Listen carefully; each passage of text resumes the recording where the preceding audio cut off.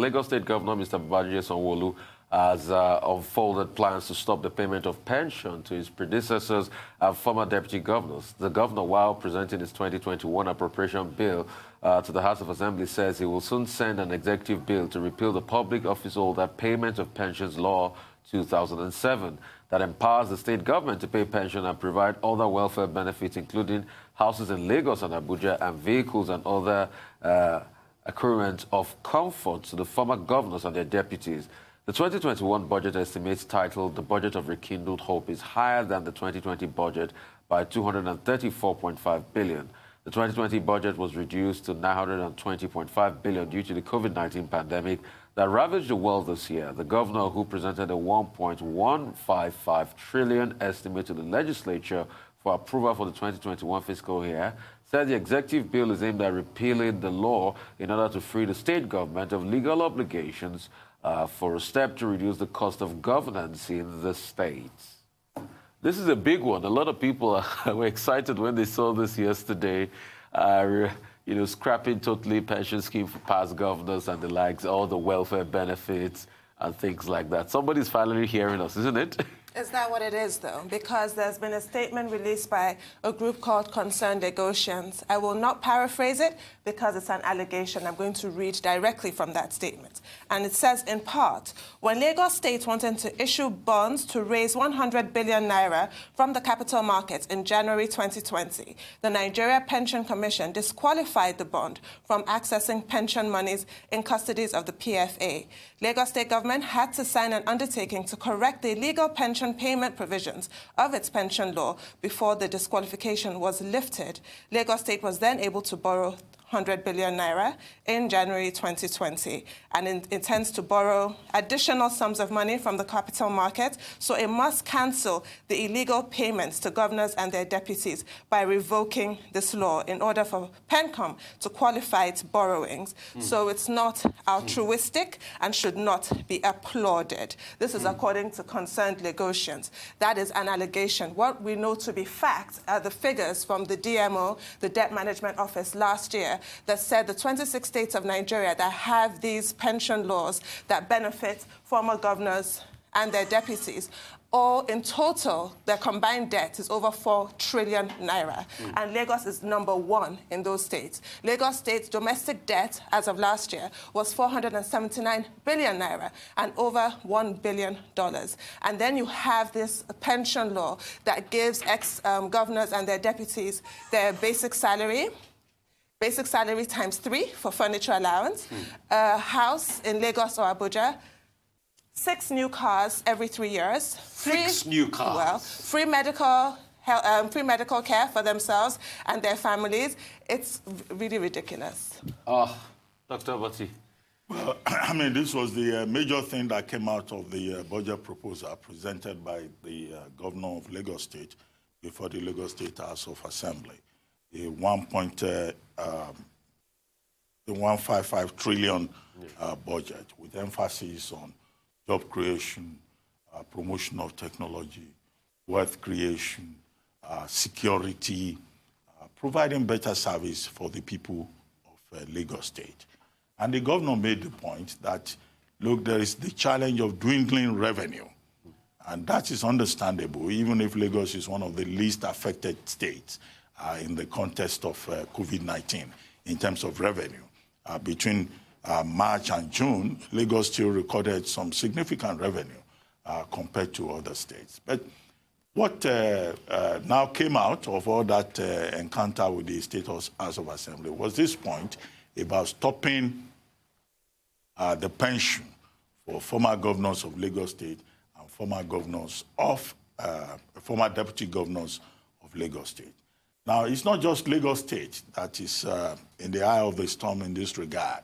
You recall that before now, many Nigerians had expressed concern about the kind of governor for life, deputy governor for life benefits that persons who held public positions were enjoying. Either it is in Lagos State, or it's in Rivers State, or Imo State, or in many other states in the country. We had course on this program previously to even compare. And it looks like, former governors and deputy governors in Lagos State seem to enjoy the biggest part of the largesse. And if you go to Rivers, you go to Imo, and the concern about for Nigerians is this: when you occupy a public position, the emphasis should be on service. It's not for you to become a rent collector.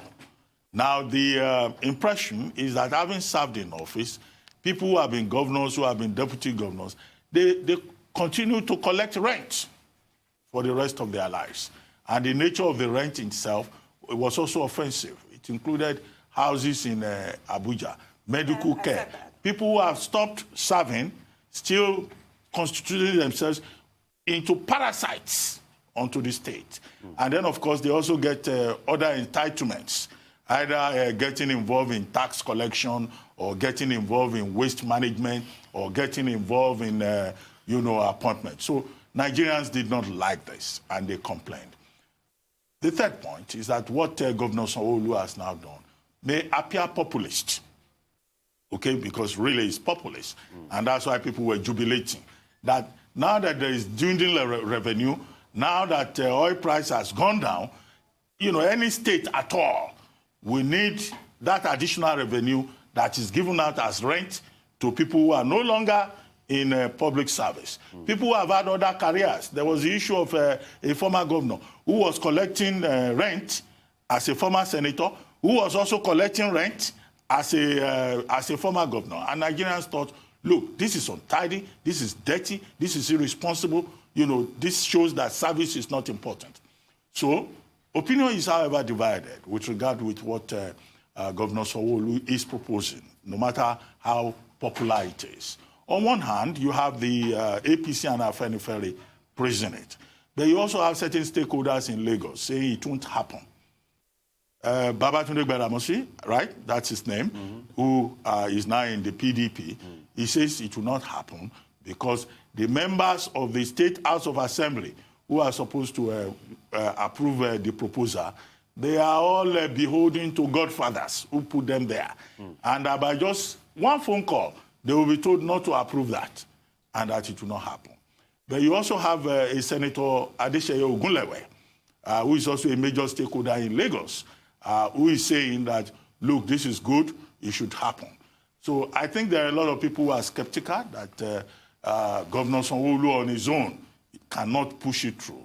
Because if you look at Lagos politics, the beneficiaries of this pension law, they are very powerful people. Although one of them, I think it's Babatunde Fashola, at one point said he never collected anything from it.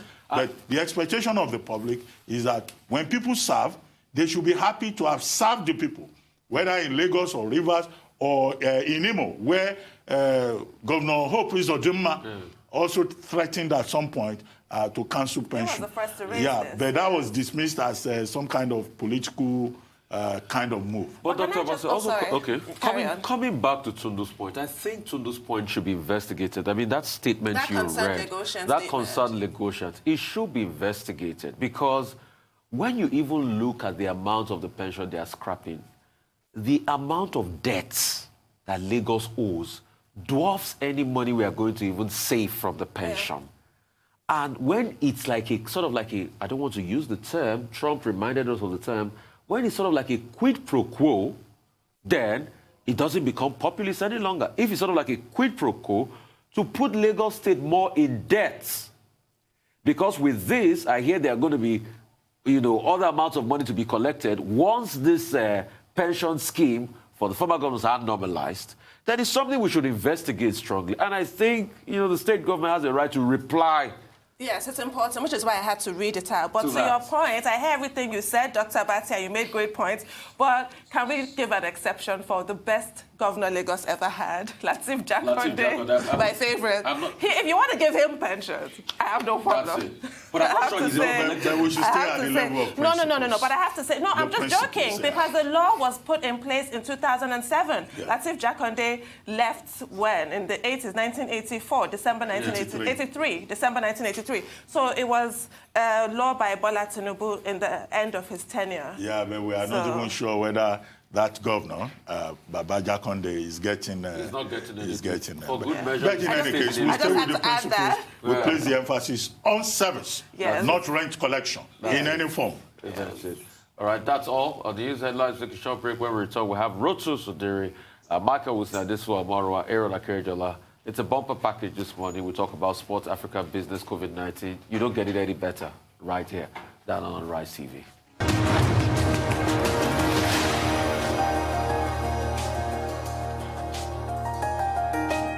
All right, let's go straight to this morning of the Rise News channel. It's a pleasure. On top of the light having you back. Aaron, Rotus Odiri is here to give us Africa Business Update. Over to you, Rotus. Good morning, Doctor, and good morning to our viewers. So the Corporate Affairs Commission has been raising some questions lately with an announcement that they made on Twitter. Take a look at some tweets that they put up. They essentially announced that they've deregistered a firm. So take a look at that there, and I highlighted the BN, which is the business number. But take a look. It says, based on the provisions of Section 579 of the Companies and Allied Matters Act, the Corporate Affairs Commission has cancelled the registration of the business name Enough is Enough, business number 2210728 with immediate effect. Above section provides, amongst others, that the Commission has the power to cancel the registration of a business name where the name is deceptive or objectionable. That's the second tweet. The third tweet, the business name Enough is Enough, which was registered in 2012, we should keep that date in mind, to engage in general contracts, sales of sports equipment promotion, deviated from its main objectives over the, that should be course of time, but it's a course of time. And then consequently, the Commission has removed it from its database and advised the proprietors to surrender the certificates earlier issued to them.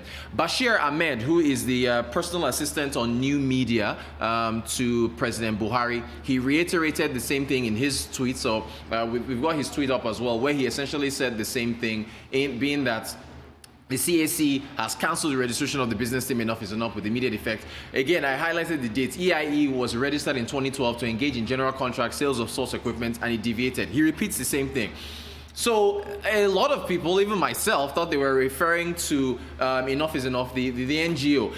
And of course, they were contacted by a lot of people. So they put up a tweet in an effort to clarify what was going on. So let's take a look at this. They said Enough Nigeria, aka EIE Nigeria, aka EIE, is registered as the EIE Project Limited by guarantee. A big thank you to those who have registered and spoken up for us. And then Alotwa, Contona, Victoria, etc. Then they put the number of hashtags. Notice the NSARS is part of it.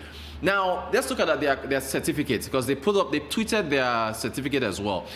At the top left is the red RC number, which is for a registered company. Now, that's a different number from the BN number, the business number that the Corporate Affairs Commission puts. Now, there's a difference, although they can be used interchangeably, but business number is usually for enterprises, SMEs, sole proprietorships, while the RC number, registered companies for NGOs, PLCs, and so on. At the bottom right, you can see there that they were registered on the 5th day of July 2012. So there's two different companies here, but it looks like they were registered in the same year. And you know, if you're trying to register a company, in fact, President Buhari has announced that as an initiative to assist entrepreneurship in Nigeria, they're registering about, I think it's 20 or 30,000, even 20 to 30,000 free registrations. And the CAC is administering that. If you're trying to register a business, you will go and search for a name and make sure that it doesn't already exist. And they would bar you from registering a name that is already in existence. But here, we're seeing two different companies that have been registered in the same year of 2012.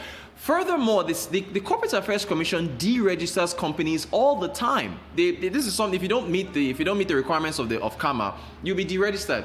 Why is it that they took to Twitter to announce this particular deregistration? So, you know, again, it raises questions. And if you look at what's been happening recently with accounts that have been frozen or people who are linked to the NSARS protest, it seems like, on its face of it, that they were targeting the NGO, and perhaps they ended up deregistering the wrong company. So as you can see, the RC number is different from the BN number that they put in their tweets. But why are they doing this? And then there's also the question, of course, of registering the same company with similar names in the same year. So, you know, this whole thing continues to unfold and now spills into the business environment. But again, it's good that the EIE puts up their certificate of incorporation in order to clear things up. But again, it raises questions as to the CAC's actions. Moving on to tech now. We remember when Paystack made headlines from Nigeria with respect to them being acquired by Stripe, a San Francisco payment company, to the tune of $200 million. Well, another company has made news. Kuda. Kuda is an online bank. They are looking at the founders there on the left, Babs Ogunde and Musti Mustafa, co-founders. Musti Mustafa is the chief technology officer. He's on the right. Babs Ogunde, who we will have on the Global Business Reports later this morning. Going to have an exclusive interview with him. This is the biggest seed funding for a tech company coming out, a tech startup coming out of Africa, $10 million in a funding round. The venture capital firms that were involved are from Europe, and prior to this, I think they raised about, their last pre-seed funding was about $1.6 million. So it is huge. And again, you're seeing another technology company coming out of Nigeria that is making headlines with foreign investors that believe in their product. They are licensed by the central bank. They are looking to provide digital banking services to Africans, not only in Nigeria, across Africa and in the diaspora. And it's another big splash. This is almost reminding me of, I don't know, like World Cup 1994. I think Aaron will be coming to talk about sports, where Super Eagles players, Nigerian players are just making news everywhere. Now it's tech companies from Nigeria, and I think it does a world of good for the branding of the country to continue to see these young Nigerians making such a big splash with regards to funding, and it's going to help their operations. And I'm looking forward to talking to the CEO later this morning. And that's our update. Congratulations to the Kuda guys. We see young Nigerians doing well within the tech ecosystem. You know, that's a great thing. But let's talk about the EIE. The so-called deregistration of the EIE. Now, you said it raises a number of questions. I think the first question has to be seen within the context of what we have observed to be the persecution, intimidation, discrimination against, harassment of persons who played, or groups that played one role or the other in the NSAS protest. Enough is enough, you know, since 2012, as you pointed out, has been very active within the civil society, defending issues of justice, national progress, human rights. And in the NSAS protest, Enough is Enough also stood up to be counted. So the big question, therefore, is that it looks like out of enthusiasm, out of an attempt to be seen to be defending the government of the day, the Corporate Affairs Commission also got into it and quickly said this company, this group has been deregistered. But Enough is Enough, led by Yemi Adamolekun, has also done well to say, we are limited guarantee company group registered in July 2012. The option that is available to Enough is Enough now is maybe to take up a passing up action to insist that, look, the name that they had registered had been duplicated. And it will be a question of who is first in time. So if someone is first in time, it means that the joke is on the Corporate Affairs Commission. So what are we dealing with here? Are we probably dealing with an issue of human error? Because as you also pointed out, I mean, two names are not supposed to be registered. Two business names are not supposed to be registered. But we know that it was only recently that CAC heavily computerized its operations. So as a result of human error, they may have registered the same two names for different purposes. And now their own incompetence and inefficiency may just have been exposed. And if that is the case, we will expect that the Corporate Affairs Commission owes the Nigerian public an explanation. So I don't think we've seen the end of the story yet, but I will urge Enough is Enough, led by Yemi Adamolekun, to take this further and go to court and try to seek further clarification. Well, whoever digs a pit for somebody else falls into it themselves. It always happens.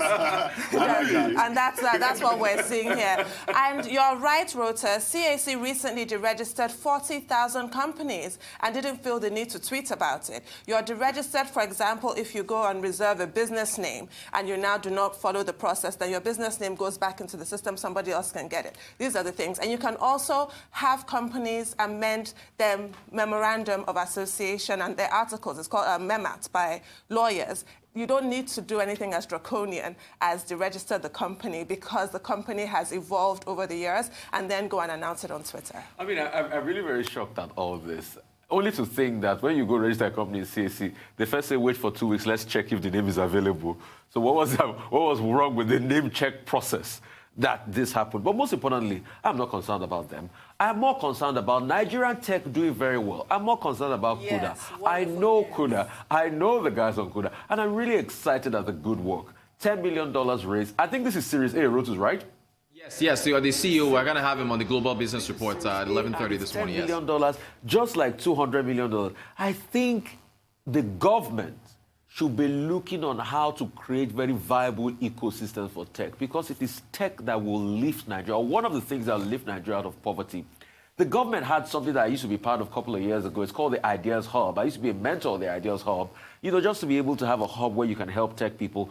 This government too should look at that again, because tech is going to be the biggest money spinner, and so much more for the young people that are lazy, that are docile, that can't do anything. $10 million in the bank.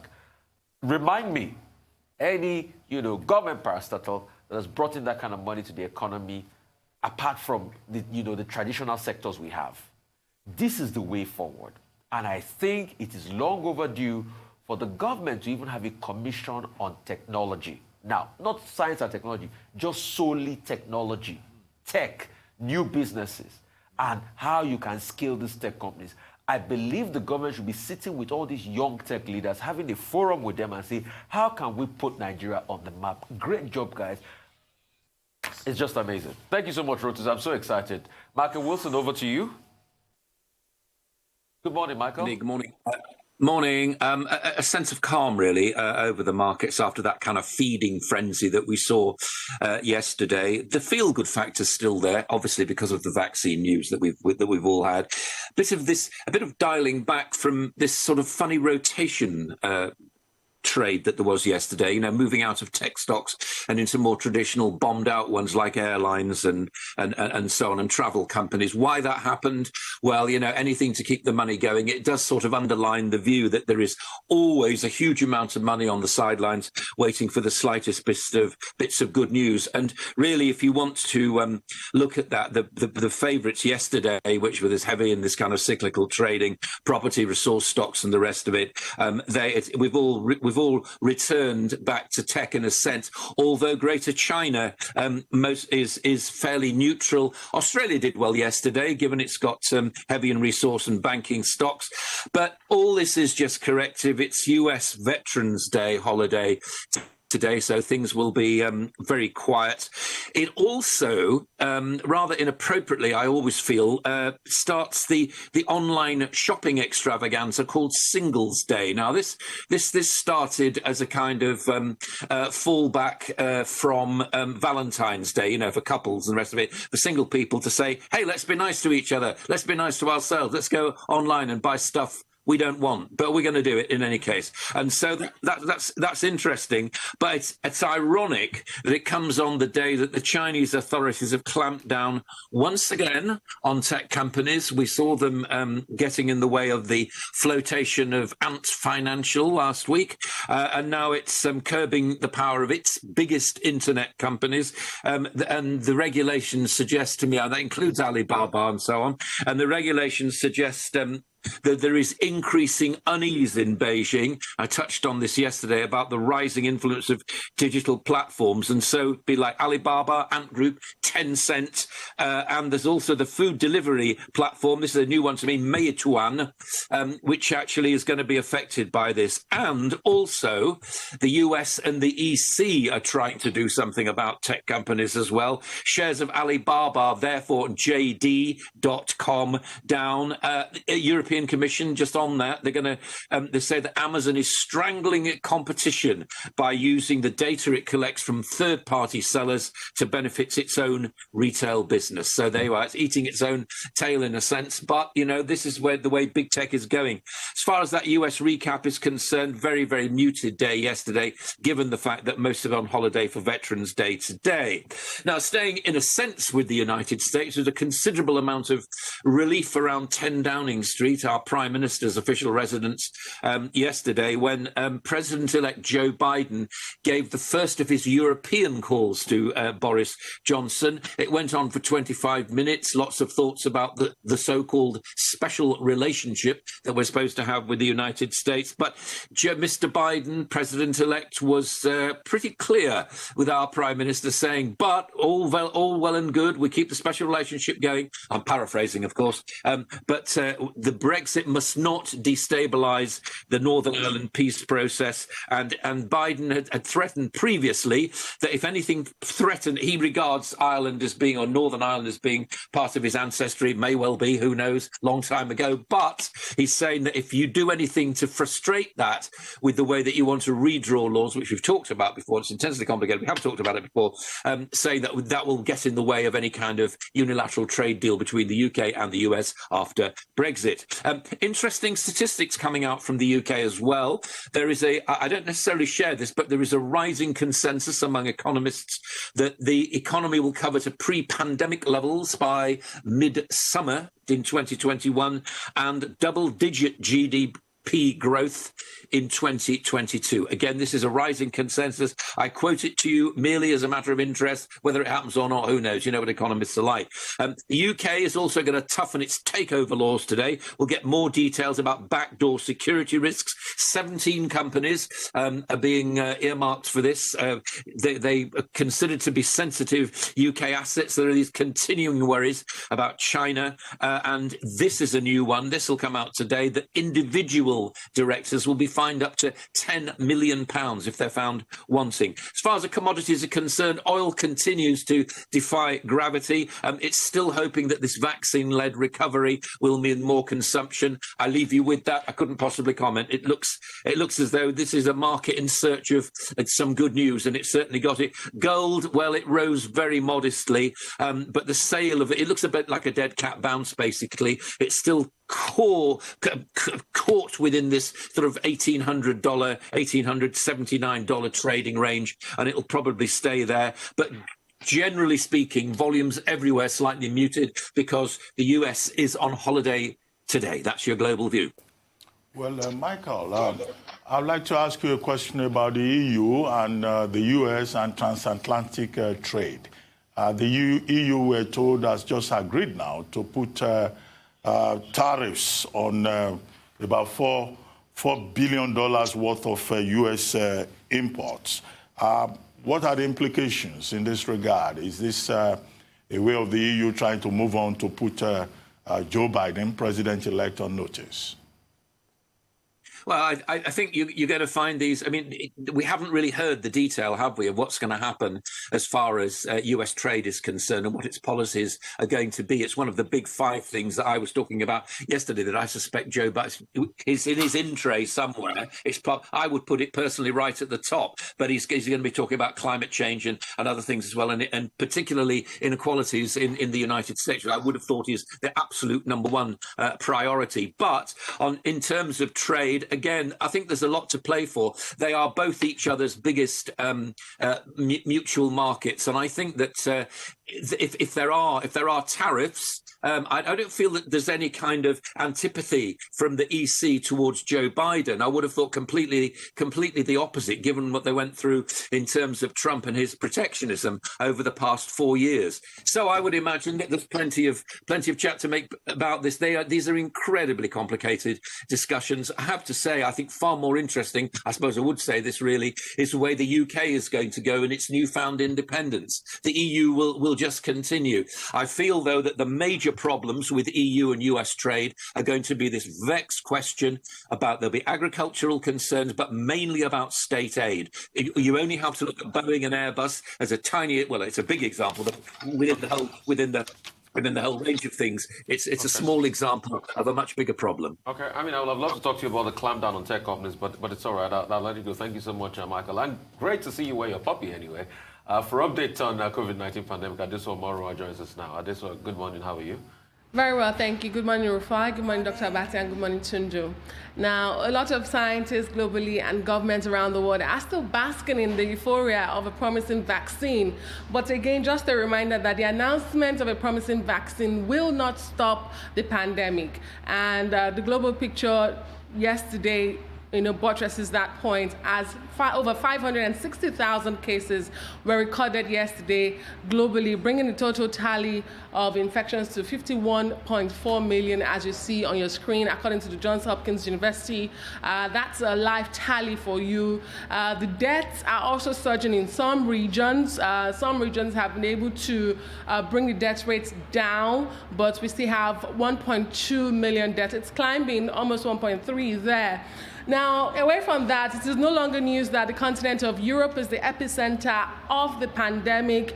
Europe alone has recorded almost 13 million cases. Let's go to Europe, guys. And the deaths there has been over 300,000 deaths. But what is news now is that the European Union is to sign a contract today to purchase up to 300 million doses of that promising vaccine announced on Monday by Pfizer and BioNTech. That's the continent of Europe. The land is red, like I like to say, just depicting how bad the infections are on the continent. Now, the European Commission President Ursula von der Leyen actually made this announcement yesterday. She said that the continent was going to buy those up to 300 million, and that's not the first contract that Europe will be signing. That will be the fourth one. They've signed contracts with Sanofi, GSK, AstraZeneca, and Janssen. So that's the seriousness they are putting into this. And besides that, collaborative efforts, countries on the continent are also going ahead to make their own purchases. Now to Denmark. Remember the story I brought to you from Denmark last week about the government trying to cull all the entire population of its mink because of a mutation of the coronavirus from minks to humans that they fear would hamper future vaccination. Well, that decision has now snowballed into a political crisis in the country, as it has now emerged that the government actually lacks the legal basis for that order. The Prime Minister announced last Wednesday that that mutation of the coronavirus had passed from mink to 12 people in Denmark, and of course could threaten the effectiveness of future vaccines. Opposition leaders and mink farmers are saying that the democracy in the country is at risk and the government must stop. Now, under the Danish law, an infected mink and those within 8 kilometers security zone can be killed, but not healthy mink outside those limits. And then due to lack of capacity of incineration plants, mass graves for the animals have actually been dug on land belonging to the Danish military. So a lot of plans are already on the way for the culling of those mink, but now there's a political crisis. Away from that, he's not called the Trump of the tropics for no reason. I'm talking about Brazilian's far-right president, Jair Bolsonaro, who is claiming victory over the decision of the country's health regulator, Anvisa, to halt trials of a Chinese-developed COVID-19 vaccine called CoronaVac after a severe adverse incident involving a volunteer in the study. Now, this is why Bolsonaro is claiming victory.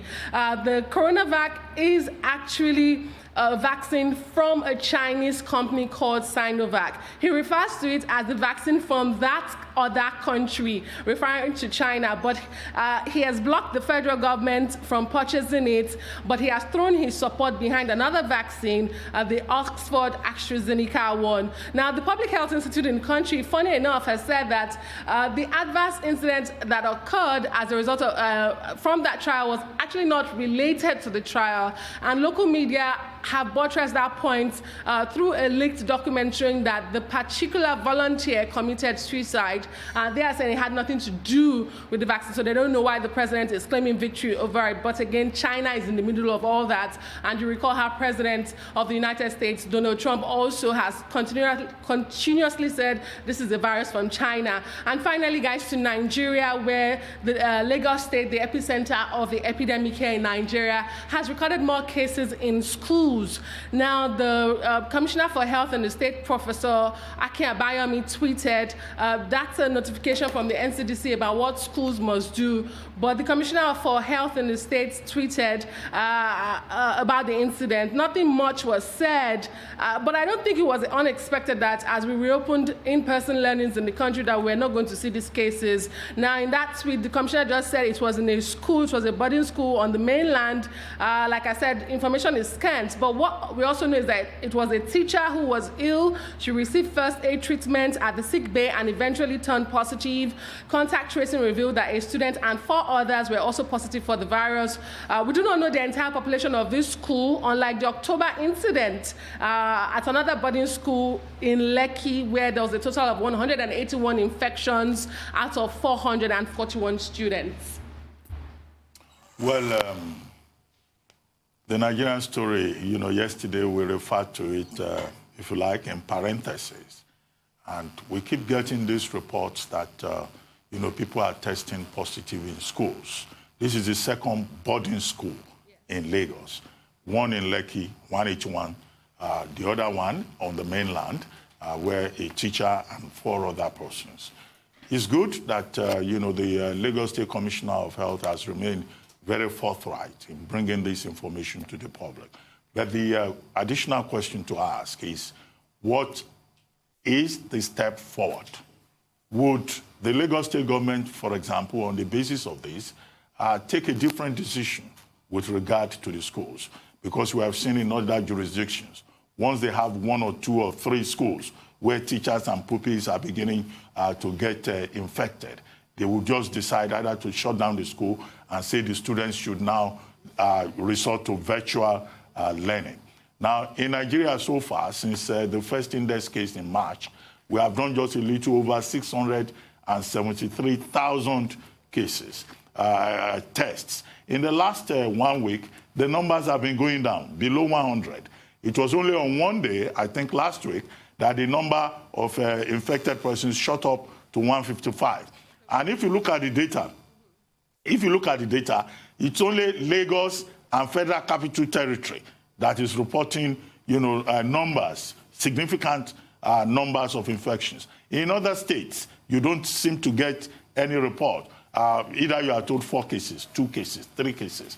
So the question to then ask also is, could it be the case that other states of the Federation are no longer conducting COVID-19 tests? And when you, add that to the fact that we're being told that a second wave is possible, I think it's a very frightening scenario that is unfolding.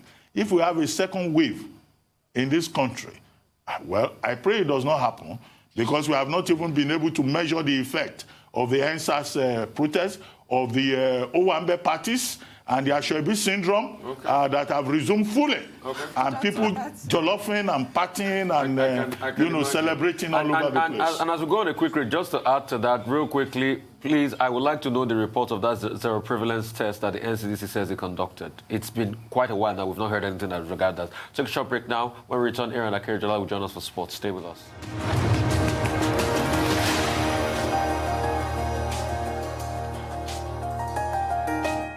For updates on sports, Aaron Akerjola joins us. Aaron, great to have you. Yeah, good morning to you, Rufai. Good morning to you, Doctor.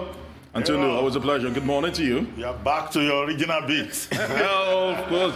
Always good to be back here. Always good to be back. This is Homo, without a doubt. And let's get started. And straight off, we started off from golf, and a lot is actually happening as the last major for the year. And as a matter of fact, it's going to be the biggest.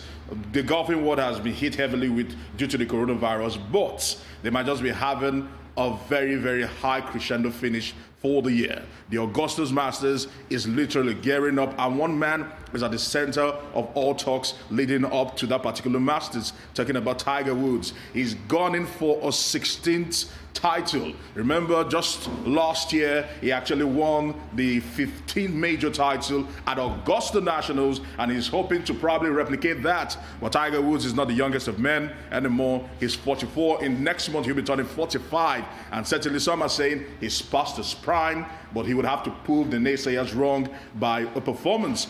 Golf is always dominated by the young stars, and Tiger Woods right now is looking like he is a dinosaur in the game. He will need to actually prove that.